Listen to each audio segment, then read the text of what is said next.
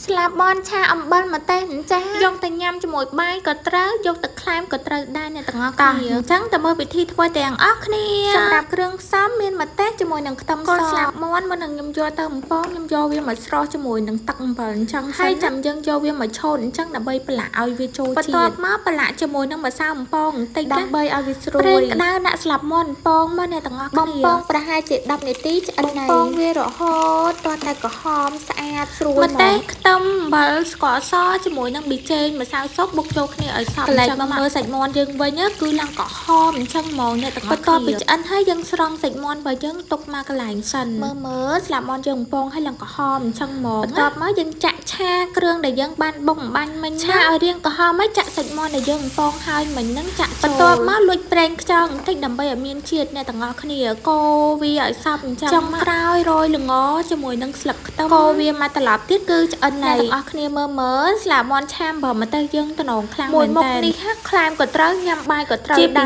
សេសម៉ាមីដែលនៅផ្ទះមានអូនធ្វើមួយមុខនេះដឹងតែគាត់ញ៉ាំបាយបានច្រើនហ្មង